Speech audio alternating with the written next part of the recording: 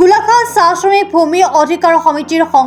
সংবাদমেলযোগে সদৰি কৰি কয় যে 19/12/2024 তাৰিখে ভূমি পট্টা বিচাৰি প্ৰতিবাদ কোনো অসমৰ দল সংগঠনৰ নেতৃত্বত হোৱা নাছিল। সচেতন বাগিচাৰ চাহ শ্ৰমিক নেতৃত্বত জন্মলাভ কৰা ভূমি অধিকাৰ সমিতিৰ নেতৃত্বত আৰু চাহ শ্ৰমিক ৰাইজৰ নেতৃত্বত হোৱা বুলি সদৰি কৰে সভাপতি অমিত নাগ ডাঙৰীয়াই। সভাপতি অমিত নাগ ডাঙৰীয়াই কয় যে এই ভূমি অধিকাৰ সমিতি অসমৰ চাহ বাগিচাৰ চুকে কোণে গঠন কৰা বুলি সদৰি কৰে। লগতে চাহ বাগিচাৰ অঞ্চলত বিন্দু মাত্ৰ মাটি কোনো বহিৰাগতই ল'ব নোৱাৰে, চাহ বাগিচাৰ অঞ্চলত বসবাস কৰা শ্ৰমিকৰ আহ্বান। ধন্যবাদ দিছোঁ পোনপ্ৰথমে আপোনালোকক সাংবাদিক বন্ধুসকলক। চাহ শ্ৰমিক ভূমি অধিকাৰ সমিতি অসম অৰ্থাৎ আমি ইয়াৰ পৰা এইটোৱে বুজাব বিচাৰিছোঁ যে আমি ইউনাইটেড হৈ ধৰি লওক আমি চাহ শ্ৰমিক মুক্তি সংগ্ৰাম সমিতি, আদিবাসী ছাত্ৰ সন্থা, অসম চাহ জনজাতি ছাত্ৰ সন্থা, ACMS, BCMS বা অন্যান্য আমাৰ যিসকল নেকি আমাৰ জনজাতীয় বা জাতীয় দল সংগঠন আছে, সকলোৱে একত্ৰিত হৈ আজি আমি মাত মাতিবৰ কাৰণে, মাটিৰ পট্টা পাবৰ কাৰণে আচলতে এই যি নাম দিছোঁ আমি চাহ শ্ৰমিক ভূমি অধিকাৰ সমিতি, এইটো আমি গঠন কৰিছিলোঁ। কাৰণ আপোনালোকে জানে যে চৰকাৰখনে সদায় আমাৰ মাজত বিভিন্ন ধৰণৰ দল সংগঠনৰ মাজত কাজিয়া লগায় আৰু যিমানে আমাৰ চাহ শ্ৰমিকৰ মাজত দল সংগঠনবিলাক বিভক্ত কৰিব পাৰে তেওঁলোকৰ মাজত সিমানেই আচলতে বেনিফিটটো তেওঁলোকৰ আছে। তেতিয়া আমি যেতিয়া নেকি এটা পৰিকল্পনা কৰিলোঁ যে সকলোক আমি ইউনাইটেড কৰিব বিচাৰিলোঁ আৰু সকলোকে আচলতে একতাৰ এনাজৰীত বান্ধি মেলি পেলাই আমি আচলতে এই সংগঠনটো জন্ম দিবলৈ আমি চেষ্টা কৰিলোঁ। কিন্তু আমি দেখিছোঁ ইয়াত কিন্তু আমাৰ যুদ্ধটো চৰকাৰৰ লগত আছে, নথকা নহয়, কিন্তু আমাৰ মেইন যুদ্ধটো কিন্তু দল সংগঠনৰ লগতহে আছে। আমাৰ নিজৰ যিবিলাক ককাই ভাই দল সংগঠন আছে তেওঁলোকৰ লগতে আমাৰ যুদ্ধটো হৈ আছে। এতিয়া আমি দেখিবলৈ পাইছোঁ যে যেতিয়া নেকি আমি চাহ শ্ৰমিক ভূমি অধিকাৰ সমিতি গঠন কৰিলোঁ, এই ইয়াৰ উদ্দেশ্য আৰু মূল লক্ষ্য সকলোৱে যেতিয়া গম পালে আৰু যেতিয়া গম পালে যে অমিত নাগ সভাপতি আৰু ভৰত মণ্ডল ডাঙৰীয়া, আমাৰ সম্পাদক অনন্ত কুমাৰ দেৱ ডাঙৰীয়া, যেতিয়া নেকি উপদেষ্টা আৰু অন্যান্য যিসকল আছে তেওঁলোকে যি কাৰ্যত আছে, তেওঁলোকে ভাবি ল'লে যে এইটো চাহ মুক্তিয়ে কৰিছে বা BCMSে কৰিছে, তেওঁলোকৰ আচলতে ধাৰণাটো তেনেকুৱা ধৰণৰ আচলতে। গতিকে এইটো আচলতে একেবাৰে ভুল ধাৰণা। আমি জাতিটোক আচলতে একগোট কৰিবৰ কাৰণে আমি আচলতে এই আমাৰ চাহ শ্ৰমিক ভূমি অধিকাৰ সমিতি যোৱা 6/12/2024 তাৰিখে আমি আচলতে গঠন কৰিলোঁ আৰু তাৰ পৰা আমি জোৰদাৰ আমি কষ্ট কৰি যোৱাকালি আমি আচলতে এক প্ৰতিবাদী কাৰ্যসূচী ৰাখিছিলোঁ। প্ৰতিবাদী কাৰ্যসূচী এইটোৰ কাৰণে আমি ৰাখিছিলোঁ যে অসমৰ মাননীয় মুখ্যমন্ত্ৰী হিমন্ত বিশ্ব শৰ্মা ডাঙৰীয়াই মিছন বসুন্ধৰা 1 যেতিয়া ওলালে তেতিয়া আমাক প্ৰতিশ্ৰুতি প্ৰদান কৰিছিলে যে চাহ শ্ৰমিকসকলক মাটিৰ পট্টা দিয়া হ'ব। দ্বিতীয়বাৰো যেতিয়া নেকি মিছন বসুন্ধৰা 2 ওলালে তেতিয়াও তেওঁলোকে প্ৰতিশ্ৰুতি প্ৰদান কৰিছিলে যে তেওঁলোকক অৰ্থাৎ চাহ শ্ৰমিকসকলক মাটিৰ পট্টা প্ৰদান কৰা হ'ব। আৰু এতিয়া তৃতীয় যিটো চলি আছে সেই তৃতীয়টো কোৱা হ'ল যে বোলে তেওঁলোকক মাটিৰ পট্টা দিয়া হ'ব আৰু এই মাটিৰ পট্টা দিম বুলি মেলি পেলাই প্ৰথমে ATC টি গাৰ্ডেনৰ পৰা আমি আৰম্ভ কৰিম বুলি মেলি পেলাই ক'লে আৰু সকলো চাহ বাগিচাকে আচলতে আমি মাটিৰ পট্টা দিম বুলি মেলি পেলাই ক'লে। আৰু মাটিৰ পট্টা যেতিয়া নেকি আমি দেখিবলৈ পালোঁ দিম বুলি কৈ তেওঁলোকে ভোটবিলাক লৈ মেলি পেলাই আচলতে আমাৰ সহজ সৰল মানুহবিলাকক, চাহ শ্ৰমিকৰ সহজ সৰল মানুহবিলাকক আমি ব্যৱহাৰ কৰাহে আমি দেখিবলৈ পালোঁ। আৰু সেইটোৰ কাৰণে আমি আচলতে বহুত দুখিত, আমি দুখ পাইছোঁ নিজকে যে আমাক যে আচলতে ব্যৱহাৰ কৰি আছে, সেইটো কাৰণে আচলতে আমি দুখ পাইছোঁ। আৰু লগতে আমি এই কথাটো আমি উত্থাপন কৰিব বিচাৰিছোঁ, এই কমিটিটো আমাৰ খোলাৰে মূল উদ্দেশ্য আছিলে, আপোনালোকে সকলোৱে জানে আৰু আপোনালোকক আমি অৱগত আমি কৰিব বিচাৰিছোঁ যে এই কমিটিটোৰ মূল উদ্দেশ্য আছিলে যে চাহ বাগিচাৰ লেবাৰ লাইনত বসবাস কৰা চাহ শ্ৰমিকসকলৰ ভূমিৰ অধিকাৰ প্ৰদান কৰক। এইটো চৰকাৰক আমি প্ৰথম দাবী জনাইছিলোঁ। দ্বিতীয় দাবী জনাইছিলোঁ যে অসম চৰকাৰৰ কেবিনেটে চাহ বাগিচাৰ যি 10ৰ পৰা 30% ভূমি অধিগ্ৰহণ কৰাৰ সিদ্ধান্ত গ্ৰহণ কৰিছে, এই সিদ্ধান্ত অতি শীঘ্ৰে বাতিল কৰক, এইটো আমি দাবী জনাইছিলোঁ। আৰু তৃতীয়তে আমাৰ আছিলে চাহ বাগিচাৰ মাটিসমূহ খণ্ড খণ্ডকৈ বিক্ৰী কৰা হৈছে, মালিকসকলৰ ওপৰত আচলতে আইনী প্ৰক্ৰিয়াৰে দেৱানী গোচৰ ৰুজু কৰাৰ এটা ব্যৱস্থা কৰিব লাগে বুলি মেলি পেলাই আমি আচলতে দাবী জনাইছিলোঁ। কিন্তু আমাৰ দাবীত আমি দেখিবলৈ পালোঁ তেওঁলোকে অমান্তি আৰু ভিতৰে আমি দেখিবলৈ পাইছোঁ ইতিমধ্যে 21খনকৈ চাহ বাগিচা বিক্ৰী হৈ গৈছে আৰু আপোনাৰ 12খনকৈ চাহ বাগিচা এতিয়া বিক্ৰী হ'ব। এইটো আপোনালোকে চাব, এইটো টাইমেটত ওলাইছে আৰু এইটো টাইমেটত ওলোৱা হয়, এইটো আপোনালোকে গম পাব যে এবছৰত বিক্ৰী অসমৰ 21খনকৈ চাহ বাগিচা আৰু তলত এইটো আপোনালোকে চাওক আকৌ 12খন চাহ বাগিচা লিজত দিয়াৰ প্ৰক্ৰিয়া আৰম্ভ চৰকাৰখনৰ। গতিকে বিজেপি চৰকাৰখনে আচলতে আমাক যি ফাঁকি প্ৰতিশ্ৰুতি দিলে এই ফাঁকি প্ৰতিশ্ৰুতিৰ আজি বিপৰীতে গৈ মেলি পেলাই আমি যোৱাকালি এটা আমি প্ৰতিবাদী কাৰ্যসূচী আমি হাতত ৰাখিছিলোঁ আমাৰ শ মানুহ গোট খাইছিলে কিন্তু প্ৰশাসনৰ ইমান ভয় যেতিয়া নেকি আমি দেখিবলৈ পালোঁ যে আমাৰ গোলাঘাট জিলাৰ মুখ্য যি খেলপথাৰ আছে যিটো নেকি জেনেৰেল খেলপথাৰ তাত আমি সকলোৱে একত্ৰিত হ'লোঁ চাহ বাগিচাৰ সকলো লোকে তেতিয়া তেওঁলোকৰ মাজৰ পৰা এগৰাকী মেজিষ্ট্ৰেট আহিলে আৰু আমাক তাৰ পৰা তাৰ পৰা ওলাই আহিবলৈ আমাক দিয়া নাই বিশেষকৈ কৈছে যে আপোনালোকে 30 জন 20 জনে যাব পাৰিব আৰু মেমৰেণ্ডাম দিব পাৰিব প্ৰথমে ক'লে যে তেওঁলোকে মেমৰেণ্ডাম বোলে ইয়াতে দিব লাগিব তেতিয়াহ'লে আমাক গণতান্ত্ৰিকভাৱে আজি প্ৰতিবাদ সাব্যস্ত কৰিব দিয়া নাই তাৰ অৰ্থটো কি তাৰ মানে চাহ শ্ৰমিকক যে ব্যৱহাৰ কৰিছে এই কথাটো স্পষ্ট হ'ল যেতিয়া নেকি আমি গোলাঘাট জিলাৰ উপায়ুক্ত পুলক মহন্ত ডাঙৰীয়াৰ লগত কথা পাতিছোঁ তেখেতে তেতিয়া আমাক আহিবলৈ অনুমতি প্ৰদান কৰিছে কিন্তু এগৰাকী লেডিক দেখিছোঁ আপোনালোকৰ নিউজত আপোনালোকে চাব সেই এইটো আপোনালোকৰ নিউজত ওলাব তেখেতে কৈছে যে আপোনালোকে অৰ্ডাৰ ক'ত পালে আৰে আমি অৰ্ডাৰ ক'ত পালোঁ আমি অনুমতিৰ কাৰণে প্ৰদান কৰিছোঁ আমি টেক্স দিছোঁ আমাক ৰিচিপ্ট দিছে আৰু ৰিচিপ্ট দিয়া সত্ত্বে তেওঁলোকক কৈছে যে অৰ্ডাৰ আৰু এইটো অলৰেডি ঘোষণা কৰি থৈছে চৰকাৰে আমি নোপোৱালৈকেতো আমি মাত মাতিম কাৰণ আৰু 10টা দিন আছে আপোনালোকে জানে 10টা দিনৰ ভিতৰত এতিয়ালৈকে কিন্তু কোনো ইমপ্লিমেণ্ট কৰা নাই আৰু তেওঁলোকে নটিফিকেশ্যন জাৰি কৰা নাই যে চাহ শ্ৰমিকক মাটিৰ পট্টা দিব লাগে এই কথাটো তেওঁলোকে কেতিয়াও কিন্তু স্পষ্ট কৰা নাই সেই গতিকে আমি কালি আন্দোলন কাৰ্যসূচী কৰিবলৈ দেখিছোঁ তেওঁলোকৰ লগত তেওঁলোকে আচলতে আমাৰ ওপৰত মানে আৰ্মীসকলক আনিছে CRPক আনিছে পুলিচক আনিছে আনি কৰি মেলি পেলাই আমাৰ ওপৰত দেখিবলৈ অত্যাচাৰ চলাবলৈ আচলতে বিচাৰিছে গতিকে সেইগৰাকী মই মেজিষ্ট্ৰেটক সুধিব বিচাৰোঁ এইটো আপোনাৰ পৈতৃক সম্পত্তি নেকি আপুনি আমাক DC অফিচলৈ কি কাৰণে যাব দিব নোৱাৰে নে আপুনি বনোৱা এইটো আপুনি নিজে নিৰ্মাণ কৰা এটা নেকি অফিচ এটা কাৰ্যালয় হয় নেকি ইয়াত গোলাঘাট প্ৰলোভন দিয়া দেখা গৈছিল আচলতে এই কথাটো স্পষ্ট হৈছে আমি গম পাইছোঁ এক বিশেষ সূত্ৰত যে অসমৰ মাননীয় মুখ্যমন্ত্ৰী হিমন্ত বিশ্ব শৰ্মা হিমন্ত বিশ্ব শৰ্মা ডাঙৰীয়াই আচলতে আমি গম পাইছোঁ যে তেখেতক আচলতে প্ৰেছাৰাইজ কৰিছে আৰু প্ৰেছাৰাইজ কৰি মেলি পেলাই আমাক আচলতে সেই খেলপথাৰৰ পৰা ওলাই যাব দিয়া নাই আমাক মানে গণতান্ত্ৰিকভাৱে প্ৰতিবাদ কৰিবলৈ আমাক দিয়া নাই কিন্তু আমাৰ মাজত উত্তেজিত কৰিবৰ কাৰণে আৰু আমাক মাৰপিট কৰিবৰ কাৰণে কিন্তু তেওঁলোকে উদ্যত হৈছিলে আমি দেখিবলৈ পাইছিলোঁ মাত্ৰ 4-5 লেবাৰ আমি গৈছোঁ আৰু তাত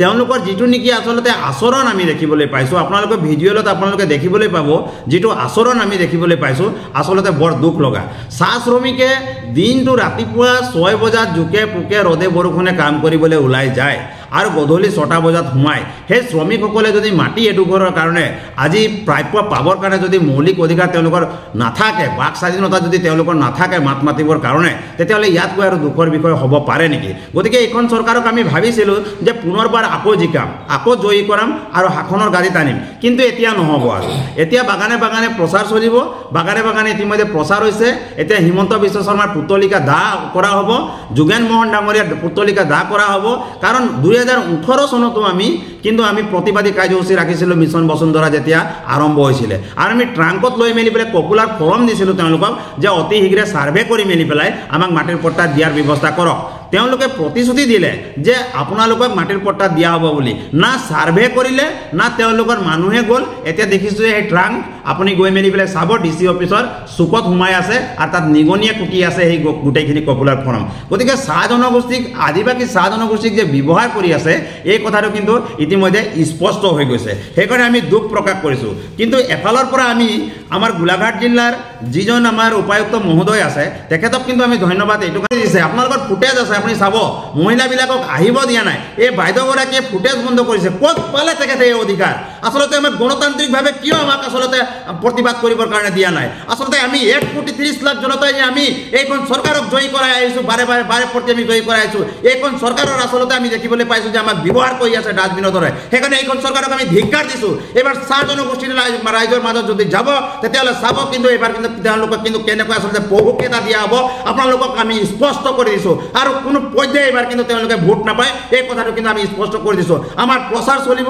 আমাৰ প্ৰচাৰ চলিছে ইয়াৰ কাৰণে আমি যদি জেললৈ যাব লাগে ইয়াৰ কাৰণে যদি আমি গুলিও খাব লাগে ইয়াৰ কাৰণে যদি আৰু প্ৰতিবাদো কৰিব লাগিব ইয়াৰ কাৰণে যদি আমি ৰোড ব্লকো কৰিব লাগিব অন্যান্য কাৰ্যসূচী কিন্তু আমি ল'বলৈ কিন্তু আমি বাধ্যত পৰিম কিন্তু তথাপিও আমি কোনো পৰ্যায়ে মানি নলওঁ তেওঁলোকৰ হিটলাৰী শাসন আমি কেতিয়াও নামানো কাৰণ এইখন চাহ বাগিচা ব্ৰিটিছে গঢ়ি থৈ গৈছিল চাই তেওঁলোকে গঢ়ি থৈ যোৱা নাই তেওঁলোকে গঢ়ি থৈ যোৱা হ'লে ভাল হ'লে হয় কিন্তু ব্ৰিটিছে আনিছিলে আমাক আৰু আমি আচলতে এই বাগানখন আমি ভাল ধৰণে আমি গঢ়ি থৈ মেলি পেলাই গৈছোঁ চাবুৱাৰ পৰা আৰম্ভ কৰি মেলি পেলাই ছাৰে আৰু এতিয়াও আমি গঢ়ি আছোঁ আৰু তেওঁলোকে কি কৰিছে মিনিষ্টাৰসকলে আমি দেখি পাইছোঁ MLA সকলে আচলতে এই বাগানবিলাক বিক্ৰী কৰিছে এতিয়ালৈকে 21খন বাগান চাহ বাগিচা বিক্ৰী কৰি দিলে লগতে এটা কথা আপোনালোকে চাওক যে এই বাগানৰ যদি পৰিস্থিতি বেয়া তেতিয়াহ'লে মিনিষ্টাৰবিলাকে কিয় বাগান কিনিবলৈ পাৰিছে হিমন্ত বিশ্ব শৰ্মা কেনেকুৱা বাগান কিনিছে হিমন্ত বিশ্ব শৰ্মাৰ মাইকী মানুহ কেনেকুৱা বাগান কিনিব পাৰিছে কেনেকৈ পৱন সিং ঘাটোৱাৰে আচলতে বাগান কিনিবলৈ পাৰিছে অন্যান্যবিলাকে কেনেকৈ আচলতে বাগান কিনিব পাৰিছে আজি আপুনি পল্লৱ লোচনৰে কথা কওক যি মানুহ নেকি 1 লাখ টকা আছিলে আজি 1000 কোটি টকাৰ মালিক কেনেকুৱা হৈ গ'ল যি নেকি আমাৰ অসম চাহ জনগোষ্ঠীৰ পৰা তেওঁক প্ৰতিনিধিত্ব কৰি গ'ল প্ৰথমতে তেখেতে দেখোন হাল্লা কৰি আছিলে আৰু কৈ আছিলে যে 351 টকা মজুৰি দিব লাগিব আৰু 351 টকা মজুৰিৰ লগতে জনজাতিকৰণ দিব লাগিব তাৰ লগে লগে কৈ আছিলে শ্ৰমিক আইনখন সংশোধন কৰিব লাগিব এনেকুৱা ধৰণৰ বিভিন্ন বক্তব্য দিছিলে কিন্তু তেখেতে গৈ মেলি পেলাই আচলতে যেতিয়া নেকি বিধানসভাৰ মজিয়াত পাই গ'ল তেখেতকো কিন্তু চেলো টেপটো মাৰি দিয়া হ'ল আৰু এটা দেখিবলৈ পাইছোঁ তেখেতে আমাৰ মানে চাহ জনগোষ্ঠীৰ ভিতৰত আটাইতকৈ ডাঙৰ ধনী মানুহ হৈছে দুজন ব্যক্তি আছে এজন হৈ গ'ল কিন্তু পল্লৱ লোচন দাস আৰু এজন হৈ গ'ল কিন্তু আমাৰ পৱন সিং ঘাটোৱা আমি দেখিবলৈ পাইছোঁ আৰু এটা 3 নম্বৰ ব্যক্তিজনো আগবাঢ়ি গৈ আছে আৰু সেইজন হৈছে এতিয়া ৰূপেশ গোৱালা আৰু সেইজনক কিন্তু আমাক যে মাধমাৰ সুধাব এই কথাটো কিন্তু একদম আপোনালোকক স্পষ্ট কৰি দিছোঁ আৰু লগতে এই কথাটো স্পষ্ট কৰি দিছোঁ ৰূপেশ গোৱালা কিন্তু আমাৰ চাহ জনগোষ্ঠীৰ মানুহ নহয় আমাৰ চাহ জনগোষ্ঠী গোৱালা মানুহৰ কথাটো মই এইটো কাৰণে আপোনাক কৈছোঁ যে ৰূপেশ গোৱালাক মই এইটো কাৰণে এই কথাটো আমি স্পষ্ট কৰিছোঁ যে কৃষ্ণ গোৱালাও আমাৰ আছে উৰিয়া গোৱালাও আমাৰ আছে কিন্তু আচলতে আমি বিহাৰী মানুহক শ্ৰদ্ধা কৰোঁ কিন্তু আমি জনামতে আমাৰ ওচৰত তথ্য থকা মতে তেখেতে কিন্তু আচলতে তেখেতে এগৰাকী বিহাৰী মানুহে হয় গতিকে আমাৰ চাহ জনগোষ্ঠী মানুহ নহয় এই কথাটো আমি স্পষ্ট কৰি দিছোঁ আৰু এই লগতে আমি এই কথাটো আমি ক'বলৈ বিচাৰিছোঁ তেখেতে যি নেকি আহিয়ে ডমিনেট পলিচি দেখুৱাব বিচাৰিছে এই ডমিনেট পলিচি কিন্তু তেখেতে বন্ধ কৰিব লাগিব তেখেতে কৈছে বোলে শাক পাচলি দাম কিমান বোলে মই নাজানো মোৰ মাহে জানে তেখেতৰ মাহে বোলে বজাৰ কৰিবলৈ যায় তোমাৰ যদি ইমানটা জ্ঞানেই নাই তেতিয়াহ'লে বহিছা কিয় তুমি কিয় হাঁহখনৰ গাড়ীত তুমি আহি মেলি পেলাই বহিছা যদি চাহ শ্ৰমিকৰ যিবিলাক নেকি প্ৰাপ্য আছে মজুৰি আছে যদি দিবই নোৱাৰা আৰু কাম যদি কৰিবই নোৱাৰা জনজাতিকৰণ যদি দিবই নোৱাৰা মজুৰি যদি বৃদ্ধি কৰিবই নোৱাৰা শ্ৰমিক আইনখন যদি সংশোধন কৰিবই নোৱাৰা তেতিয়াহ'লে তুমি কিয় আহি মেলি পেলাই এখন হাঁহখনৰ গাড়ীত বহিছা আৰু কিয় তুমি এই কথাটো বাৰে বাৰে কৈ আছা যে বোলে অসমৰ মাননীয় মুখ্যমন্ত্ৰী মহোদয়ে যি কথা ক'ব মই সেইমতে চলি যাম অসমৰ মাননীয় মুখ্যমন্ত্ৰীয়ে যদি ক'ব যে গোটেই চাহ জনগোষ্ঠী কালি ইয়াৰ পৰা বোলে উৰিষ্যালৈ ঝাৰখণ্ডলৈ খেদি দিয়ক বিহাৰলৈ খেদি দিয়ক কি তেখেতে আমাক তেতিয়া কি খেদি দিব নেকি আৰু তেখেতে কৈ আছে এইটো কি কয় আপোনাৰ কিহৰ হেৰি দিম কৈছে টাইম ইণ্ডেক্স মানে সময় সূচাংক মতে বোলে তেওঁলোক বোলে পইচা দিব আৰে এইটো কি বস্তু এটা ওলালে টাইম ইণ্ডেক্স তেখেতে সুধিবচোন আপোনালোকে প্ৰশ্ন কৰিব যে টাইম ইণ্ডেক্স কি এই কথাটো আচলতে এই আমাৰ ভূমি অধিকাৰ সমিতিয়ে সুধিছে বুলি মেলি তেখেতে সুধিবচোন আগতো এইবিলাক শব্দ নাছিলে এইবিলাক নতুন নতুন শব্দ কি ওলাই আছে আৰু আমি দেখিবলৈ পাইছোঁ তেখেতে আহিয়ে আচলতে তেখেতৰ আচলতে প্ৰকৃত পৰিচয়টো কিন্তু দি দিলে সেইকাৰণে এষাৰ কথা আপুনি বাছত উঠিলেও দেখি পাব আপোনাৰ ব্যৱহাৰে আপোনাৰ পৰিচয় তেখেতৰ পৰিচয়টো কিন্তু ইতিমধ্যে আমি পাই গৈছোঁ তাৰ আৰতে এটা কথা আছে যে এইখন চৰকাৰ আচলতে ধাৰত ডুব গ'ল ধাৰত ডুব যোৱাৰ কথাটো হৈ গ'ল যে তেওঁলোকে ৰিজাৰ্ভ বেংকৰ পৰা 2000 লাখ কোটি টকা তেওঁলোকে ধাৰ লৈছে আৰু বছৰি তেওঁলোকে 9500 কোটি টকা আচলতে ধাৰ তেওঁলোকে আচলতে ঋণ পৰিশোধ কৰিবলগীয়া হৈছে তো গতিকে এতিয়া কথাটো হ'ল তেওঁলোকে লুণ্ঠন ৰাজ কাৰ পৰা চলাব সহজ সৰল মানুহৰ পৰা চলাব তেওঁলোকে প্ৰচাৰটো প্ৰথমতে চলাই দিলে চাহ বাগিচাত আমাৰ 850 চাহ বাগিচাত প্ৰচাৰটো চলাই দিলে যে আপোনালোকক বোলে মিছন বসুন্ধৰাত আপোনালোকক মাটিৰ পট্টা দিয়া হ'ব বুলি তেওঁলোকে গৈ মেলি পেলাই আচলতে মিছন বসুন্ধৰাত যেতিয়া এপ্লাই কৰিবলৈ গ'ল তেওঁলোকৰ এটা মানুহৰ আমি দেখিবলৈ পাইছোঁ 1000 টকাতকৈ অধিক খৰচ হৈছে তেতিয়াহ'লে আপুনি ভাবক আমাৰ 1 কোটি 30 লাখ মানুহ আছে এজন মানুহৰ যদি 1800 টকাকৈ যদি এজন মানুহৰ খৰচ হৈছে তো তেওঁলোকে আচলতে কিমান আচলতে কোটি টকা তেওঁলোকে আচলতে তাৰ পৰা ৰাজহ সংগ্ৰহ কৰিছে এইটো এটা ৰাজহ সংগ্ৰহ কৰাৰ আচলতে এটা পলিচিহে চৰকাৰখনৰ এটা পলিচি আৰু আপোনালোকে জানিব যে স্মাৰ্ট মিটাৰৰ নামতো 280 কোটি টকা এবাৰ ৰাজহ সংগ্ৰহ কৰিছে আৰু এবাৰ খাজনাৰ নামতো সৰ্বাধিক ৰাজহ সংগ্ৰহ কৰিছে আৰু আপোনালোকে জানিব যে যি নেকি প্ৰায় 2000খন স্কুল আছিলে সেই স্কুলখন চাহ বাগিচাবিলাকত বন্ধ কৰি মদৰ বিপণী খুলি মেলি পেলাই তাতো কিন্তু সৰ্বাধিক ৰাজহ সংগ্ৰহ কৰিছে ৰাজহ সংগ্ৰহ ক'ৰ পৰা কৰিছে কওকচোন আৰু তেওঁলোকে নিজে কৈ থাকে যে বোলে চাহ জনগোষ্ঠীৰ মাজত আদিবাসী চাহ জনগোষ্ঠীৰ মাজত বোলে শিক্ষা খণ্ডটো বোলে আমি আগবঢ়াব লাগিব আমি বোলে আদৰ্শ স্কুল খুলিব লাগিব তেওঁলোকৰ আদৰ্শ স্কুলৰ আন্তঃগাঁথনিটো আপুনি চাবচোন তেওঁলোকে কি প্ৰতিশ্ৰুতি দিছিলে তেওঁলোকে প্ৰতিশ্ৰুতি দিছিলে যে চাহ শ্ৰমিকৰ আচলতে যিসকল মানে শিক্ষিত যুৱক যুৱতী আছে তেওঁলোকক আচলতে শিক্ষক শিক্ষয়িত্ৰী দিয়া হ'ব বুলি পেলাই আপুনি গৈ মেলি পেলাই গোটেই পৰিভ্ৰমণ কৰক আৰু যদি মিছা হয় তেতিয়াহ'লে আপোনালোককে মই অনুৰোধ কৰিছোঁ মোৰ ওপৰত আপোনালোকে এটা মিছা গোচৰ দিছে মিছা কথা কৈছে বুলি বাইট দিছে বুলি গোচৰ আপুনি তৰি দিব কিমান শতাংশ আছে আপোনালোকে নিজে ওলাই যাব আপুনি চাব যে চকীদাৰৰ পোষ্টটোৱে চাগে মোৰ মতে বাগানে কিন্তু তেওঁলোকক